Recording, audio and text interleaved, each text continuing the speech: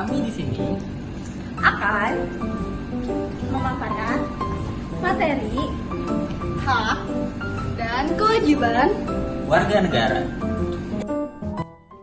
Topik yang akan kita bahas adalah pertama, pengertian hak dan kewajiban warga negara. Yang kedua, konsep hak dan kewajiban warga negara dalam Undang-Undang Dasar 1945. Dan yang terakhir, konsep berhubungan bangsa, negara, dan warga negara. Pada pembahasan pertama, kita akan membahas tentang pengertian dari hak dan kewajiban itu sendiri. Menurut Kamus Besar Bahasa Indonesia, hak adalah bentuk kebenaran, kepemilikan, kewenangan, kekuasaan, derajat, dan wewenang menurut hukum. Hak warga negara adalah segala sesuatu yang pantas dan mutlak untuk didapatkan oleh setiap individu sejak beliau masih dalam kandungan. Hak pada umumnya kita dapatkan dengan cara mempertanggungjawabkan atas kewajiban yang telah kita laksanakan. Selanjutnya, apa sih itu kewajiban? Pengertian kewajiban menurut Profesor Dr. Notonggoro adalah beban untuk memberikan sesuatu yang semestinya dibiarkan atau diberikan melulu oleh pihak tertentu, tidak dapat oleh pihak lain maupun pada prinsipnya dapat ditentu secara paksa oleh yang berkepentingan. Kewajiban warga negara adalah segala sesuatu yang dianggap sebagai seharus atau kewajiban untuk dilaksanakan oleh individu sebagai anggota warga negara guna mendapatkan hak yang pantas. Kewajiban pada umumnya mengarah pada suatu keharusan bagi individu dalam melaksanakan peran sebagai anggota warga negara guna mendapatkan pengakuan atas hak yang sesuai melaksanakan kewajiban tersebut. Nah, di sini kita akan membahas mengenai warga negara. Di sini kalian tahu nggak sih apa itu warga negara?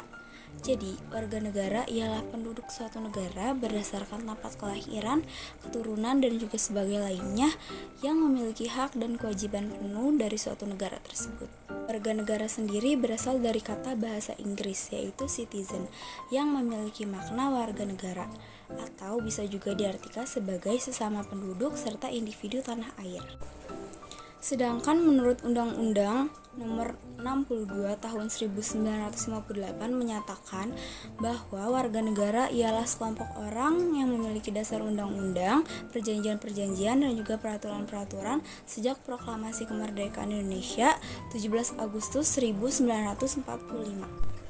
Biasanya yang disebut warga negara ialah orang yang tinggal di suatu wilayah dan sudah secara resmi dianggap sebagai warga negara oleh peraturan yang berlaku, baik itu penduduk asli maupun penduduk asing.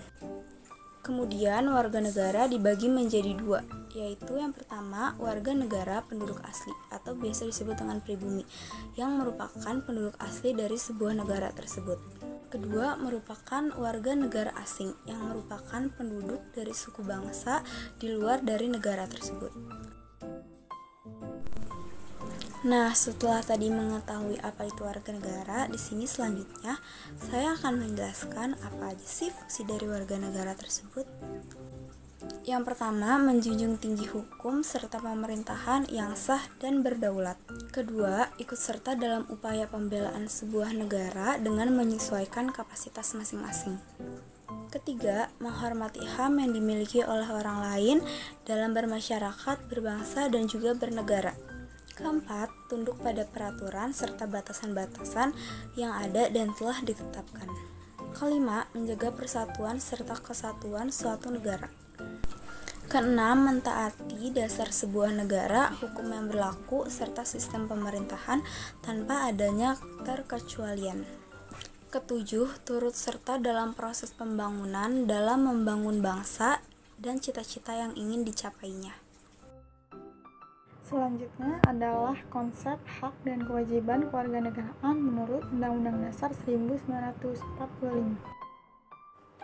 Hak dan kewajiban manusia sebagai warga negara tercantum dalam Undang-Undang Dasar 1945 mulai dari pasal 27 sampai dengan pasal 31. Hak warga negara terdapat dalam pasal 27 ayat 2, pasal 28A sampai pasal 28I, pasal 30 ayat 1 dan pasal 31 ayat 1. Saya akan menjelaskan secara singkat isi dari pasal-pasal tersebut. Pasal 27 ayat 2, hak untuk pekerjaan dan penghidupan yang layak. Lalu, pasal 28A adalah hak untuk hidup. Pasal 28B ayat 1, hak untuk membentuk keluarga dan melanjutkan keturunan. Pasal 28B ayat 2, hak atas kelangsungan hidup, tumbuh, dan berkembang, serta perlindungan dari kekerasan. Pasal 28C, hak untuk mendapat pendidikan, pengetahuan teknologi, seni, dan budaya. Pasal 28C ayat 2, hak untuk memajukan dirinya. Pasal 28D ayat 1, hak atas pengakuan jaminan, perlindungan, dan kepastian hukum yang adil. Pasal 28D ayat 2, hak mendapat imbalan dan perlakuan yang adil dan layak dalam pekerjaan. Pasal 28D ayat 3, hak memperoleh kesempatan yang sama dalam pemerintahan. Pasal 28D ayat 4, hak atas status kewarganegaraan. Pasal 28E ayat 1, hak bebas memeluk agama dan beribadah menurut agamanya, memilih pendidikan dan pengajaran, memilih pekerjaan, memilih kewarganegaraan, memilih tempat tinggal di wilayah negara dan meninggalkannya, serta berhak kembali. Pasal 28E ayat 2, hak bebas meyakini kepercayaan dan menyatakan pikiran. Pasal 28E ayat 3, hak bebas berserikat, berkumpul, dan mengeluarkan pendapat. Pasal 28F, hak berkomunikasi dan memperoleh informasi. Pasal 28G ayat 1, hak atas perlindungan diri, hak atas rasa aman dan perlindungan ancaman ketakutan. Pasal 28G ayat 2, hak bebas dari penyiksaan atau perlakuan merendahkan martabat manusia. Pasal 28H ayat 1, hak untuk hidup, sejahtera lahir batin. Lalu pasal 28H ayat 2, hak mendapat kemudahan dan perlakuan khusus untuk memperoleh kesempatan dan manfaat. Pasal 28H ayat 3, hak atas jaminan sosial. Pasal 28H ayat 4, hak mempunyai hak milik pribadi. Pasal 28I, hak untuk hidup, hak untuk tidak disiksa, hak kemerdekaan pikiran dan hati nurani, hak beragama, hak untuk tidak diperbudak, hak untuk diakui sebagai pribadi di hadapan hukum, dan hak untuk tidak dituntut atas dasar hukum yang berlaku. Lalu pasal 28I ayat 2, hak bebas dari perlakuan yang bersifat diskriminatif. Pasal 28I ayat 3, hak masyarakat tradisional dihormati. Pasal 30 ayat 1, warga negara berhak dan wajib ikut serta dalam usaha pembelaan negara. Pasal 31 ayat 1, tiap-tiap warga negara berhak mendapat pengajaran. Kewajiban warga negara Indonesia dalam Undang-Undang Dasar 1945. Kewajiban warga negara merupakan sesuatu yang harus dan wajib dilakukan oleh penduduk sebuah negara yang diatur menurut hukum atau undang-undang yang berlaku. Kewajiban warga negara serupa dengan hak warga negara, juga dibatasi oleh kewarganegaraan orang tersebut. Kewajiban kita sebagai warga negara Indonesia juga sudah diatur dalam Undang-Undang Dasar 1945. Yang pertama, setiap warga negara bersamaan kedudukannya dalam hukum dan pemerintahan wajib menjunjung tinggi hukum dan pemerintahan. Kemudian, setiap orang wajib menghormati hak asasi manusia orang lain dalam tertib kehidupan bermasyarakat, berbangsa, dan bernegara. Yang ketiga, kewajiban untuk menaati, tunduk, dan patuh pada peraturan hukum yang berlaku di wilayah negara Indonesia. Tiap-tiap warga negara berhak dan wajib ikut serta dalam usaha pembelaan negara, dan juga warga negara memiliki kewajiban untuk mengikuti pendidikan dasar. Tiap-tiap warga negara juga berhak dan wajib ikut serta dalam usaha pembelaan negara. Hak dan kewajiban warga negara telah melekat pada diri seseorang terhadap suatu negara. Sebagai warga negara Indonesia, seseorang harus menjalankan kewajibannya dengan taat. Yang selanjutnya adalah tugas dan tanggung jawab negara dalam Undang-Undang Dasar 1945. Dalam rangka terpeliharanya hak dan kewajiban warga negara, negara juga memiliki tugas dan tanggung jawab. Di antaranya, pertama, negara harus menjamin kemerdekaan tiap-tiap penduduk untuk memeluk agamanya. Kemudian negara atau pemerintah wajib membiayai pendidikan, khususnya untuk pendidikan dasar. Pemerintah berkewajiban mengusahakan dan menyelenggarakan satu sistem pendidikan nasional. Pemerintah juga diharuskan untuk memajukan ilmu pengetahuan dan teknologi dengan menjunjung tinggi nilai-nilai agama dan persatuan bangsa untuk kemajuan peradaban serta kesejahteraan manusia. Negara memajukan kebudayaan manusia di tengah peradaban dunia dengan menjamin kebebasan masyarakat dengan memelihara dan mengembangkan nilai-nilai budayanya. Negara juga harus menghormati dan memelihara bahasa daerah sebagai kekayaan kebudayaan nasional, dan masih banyak yang lainnya. Materi selanjutnya adalah konsep berhubungan bangsa, negara, dan warga negara. Konsep hubungan negara warga negara ditandai dengan adanya hak dan kewajiban antara warga negara dengan negaranya atau sebaliknya. Adanya hak dan kewajiban tersebut merupakan lahirnya ikatan emosional antara masyarakat dengan negaranya. Dengan kata lain, orang-orang di suatu negara memiliki status. Ini adalah status hukum yang mewakili hak dan kewajiban setiap individu di negara ini. Status bangsa. Menurut Djoko Sutono, ada 4 status rakyat terhadap negara ini. Yang pertama, status positif. Status positif, seorang warga negara memberinya hak untuk menuntut tindakan positif dari negara untuk melindungi jiwa, raga, harta, kemerdekaan, dan lain-lain. Untuk itu, negara membentuk badan peradilan, kepolisian, kejaksaan, dan lain-lain untuk melindungi kepentingan rakyat yang berhak menikmati kemakmuran dalam pelanggaran yang berkaitan dengan hal-hal tersebut. Yang kedua, status negatif. Status negatif warga negara dipastikan dengan fakta bahwa negara tidak dapat mencampuri hak warga negara yang sebatas mencegah tindakan sewenang-wenang. Namun demikian, dalam keadaan tertentu, negara dapat melanggar hak-hak asasi rakyatnya jika tindakannya ditujukan untuk kebaikan bersama. Yang ketiga, status aktif. Status aktif ini adalah bahwa warga negara berhak untuk turut serta dalam proses penyelenggaraan negara, baik memilih maupun dipilih.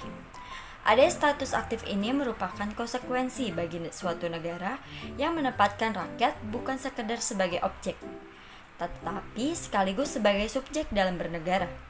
Penggunaan status ini harus diberikan jaminan untuk dapat dilaksanakan dengan baik.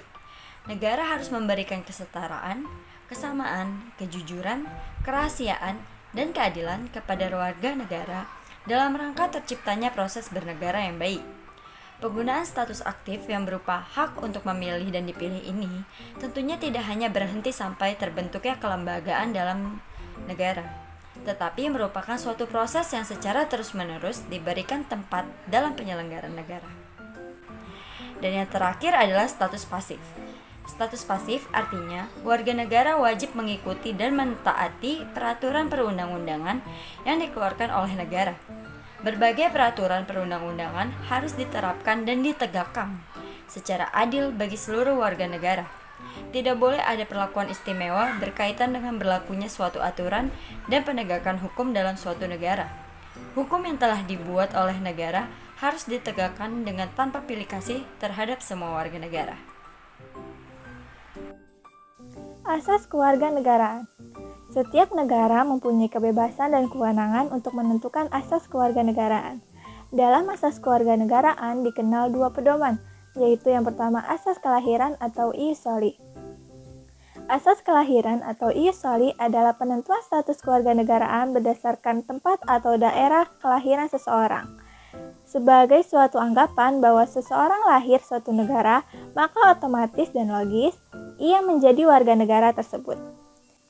Yang kedua yaitu asas keturunan atau ius sanguinis. Asas keturunan atau ius sanguinis adalah pedoman kewarganegaraan berdasarkan pertalian darah atau keturunan. Jika suatu negara menganut ius sanguinis, maka seseorang yang lahir dari orang tua yang memiliki kewarganegaraan suatu negara seperti Indonesia, maka anak tersebut berhak mendapat status kewarganegaraan orang tuanya, yaitu warga negara Indonesia. Ada pula asas perkawinan. Status kewarganegaraan dapat dilihat dari sisi perkawinan yang memiliki asas kesatuan hukum, yaitu paradigma suami istri atau ikatan keluarga, merupakan inti masyarakat yang mendambakan suasana sejahtera, sehat, dan bersatu. Di samping itu, asas perkawinan mengandung asas persamaan derajat, karena suatu perkawinan tidak menyebabkan perubahan status kewarganegaraan masing-masing pihak. Lalu ada unsur kewarganegaraan atau naturalisasi. Naturalisasi adalah proses kewarganegaraan seorang setelah memenuhi syarat-syarat sebagaimana ditetapkan dalam peraturan perundang-undangan. Dalam naturalisasi ada yang bersifat aktif, yaitu seseorang dapat menggunakan hak opsi untuk memilih atau mengajukan untuk menjadi warga negara dari suatu negara. Ada pula naturalisasi bersifat pasif, yaitu seseorang menggunakan hak repudiasi untuk menolak pemberian kewarganegaraan dari suatu negara. Syarat kewarganegaraan.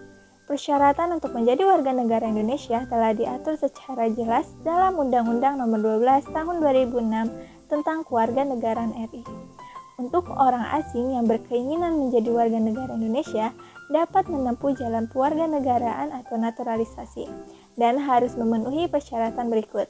Yang pertama, telah berusia 18 tahun atau sudah menikah. Kedua, pada waktu pengajuan permohonan sudah bertempat tinggal di wilayah negara Republik Indonesia paling singkat 5 tahun berturut-turut atau paling singkat 10 tahun tidak berturut-turut. Ketiga, sehat jasmani dan rohani. Keempat, dapat berbahasa Indonesia serta mengakui dasar negara Pancasila dan Undang-Undang Dasar Negara Republik Indonesia tahun 1945. Kelima, tidak pernah dijatuhi pidana karena melakukan tindak pidana yang diancam dengan pidana penjara 1 tahun atau lebih. Keenam, jika dengan memperoleh kewarganegaraan Republik Indonesia tidak menjadi berperwarganegaraan ganda atau bipatrida. Ketujuh, mempunyai pekerjaan dan atau penghasilan tetap. 8. Membayar uang atau biaya kewarganegaraan ke kas negara. Ke-9, permohonan kewarganegaraan diajukan di Indonesia dan ditulis dalam bahasa Indonesia di atas kertas bermate yang cukup kepada Presiden melalui Menteri atau Kementerian Hukum dan HAM RI. Selanjutnya, saya akan menjelaskan cara untuk memperoleh kewarganegaraan. Jadi, seseorang dapat memperoleh status warga negara Indonesia dengan melalui berbagai cara. Yang pertama adalah melalui asas ius soli, yakni seseorang yang menjadi warga negara Indonesia karena kelahiran di wilayah teritorial negara Indonesia. Hal ini termuat dalam Undang-Undang Nomor 12 Tahun 2006 tentang Kewarganegaraan.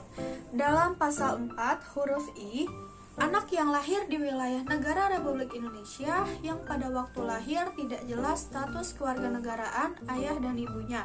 Pasal 4 huruf C, anak yang baru lahir yang ditemukan di wilayah negara Republik Indonesia selama ayah dan ibunya tidak diketahui. Pasal 4 huruf K, anak yang lahir di wilayah negara Republik Indonesia apabila ayah dan ibunya tidak mempunyai kewarganegaraan atau tidak diketahui keberadaannya. Cara yang kedua melalui asas ius sanguinis, yakni seseorang yang menjadi warga negara Indonesia karena keturunan atau memiliki hubungan darah dari ayah atau ibu yang berstatus warga negara Indonesia.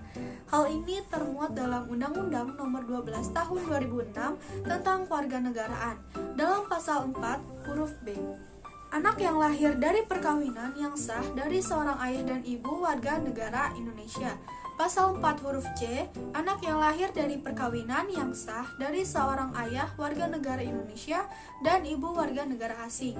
Pasal 4 huruf D, anak yang lahir dari perkawinan yang sah dan seorang ayah warga negara asing dan ibu warga negara Indonesia. Pasal 4 huruf E, anak yang lahir dari perkawinan yang sah dari seorang ibu warga negara Indonesia tetapi ayahnya tidak mempunyai kewarganegaraan atau hukum negara asal ayahnya tidak memberikan kewarganegaraan kepada anak tersebut. Pasal 4 huruf F, anak yang lahir dalam tenggang waktu 300 hari setelah ayahnya meninggal dari perkawinan yang sah dan ayahnya warga negara Indonesia. Pasal 4 huruf G, anak yang lahir di luar perkawinan yang sah dari seorang ibu warga negara Indonesia. Pasal 4 huruf H, anak yang lahir di luar perkawinan yang sah dari seorang ibu warga negara asing yang diakui oleh seorang ayah warga negara Indonesia sebagai anaknya dan pengakuan itu dilakukan sebelum anak tersebut berusia 18 tahun atau belum kawin. Pasal 4 huruf I, anak yang lahir di wilayah negara Republik Indonesia yang pada waktu lahir tidak jelas status kewarganegaraan ayah dan ibunya. Cara yang ketiga, karena dikabulkan permohonannya. Dalam Undang-Undang Nomor 12 Tahun 2006, Pasal 4 huruf M dikatakan bahwa anak dari seorang ayah atau ibu yang telah dikabulkan permohonan kewarganegaraannya, kemudian ayah atau ibunya meninggal dunia sebelum mengucapkan sumpah atau menyatakan janji setia.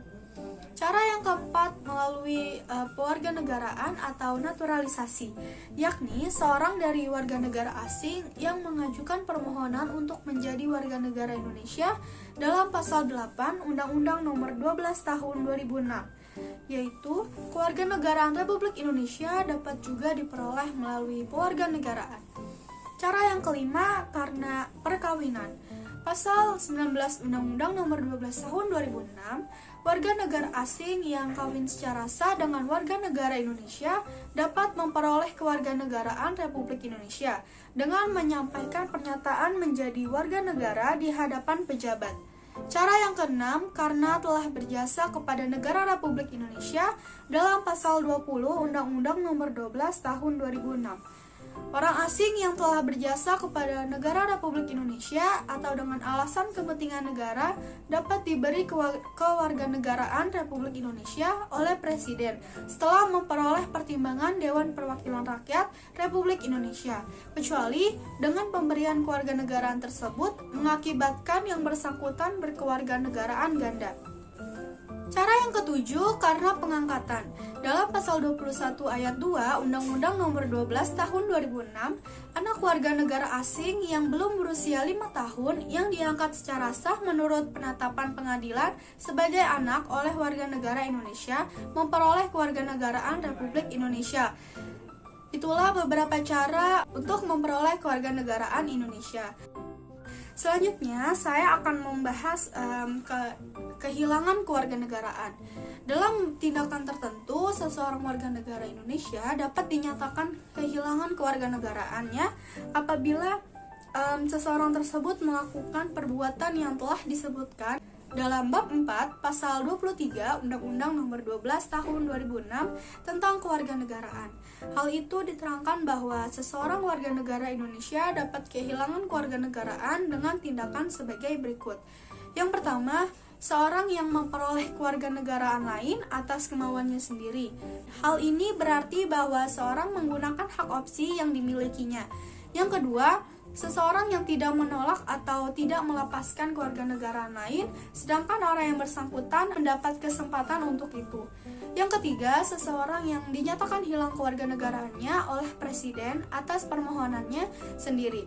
Ia sudah berusia 18 tahun dan bertempat tinggal di luar negeri dan ia bukan apatrid.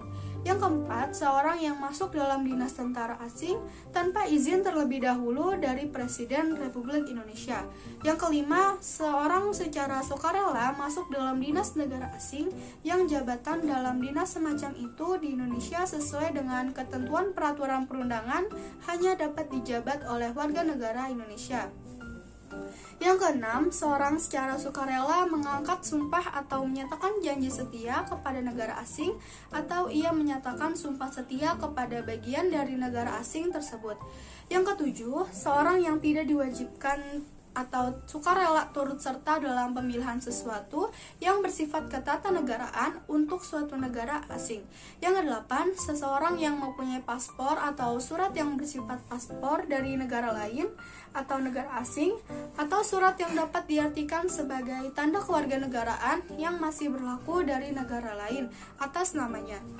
Dan yang terakhir, seseorang yang bertempat tinggal di luar wilayah negara Indonesia selama 5 tahun dan berkeinginan menetap di luar negeri, dan ia tidak mengajukan pernyataan ingin tetap menjadi warga negara Indonesia kepada perwakilan Republik Indonesia yang wilayah kerjanya meliputi tempat tinggalnya dan telah diberitahu secara tertulis kepada yang bersangkutan. Itulah beberapa tindakan-tindakan yang dapat mengakibatkan hilangnya kewarganegaraan. Terima kasih sudah menonton video kami. Kurang lebihnya mohon maaf.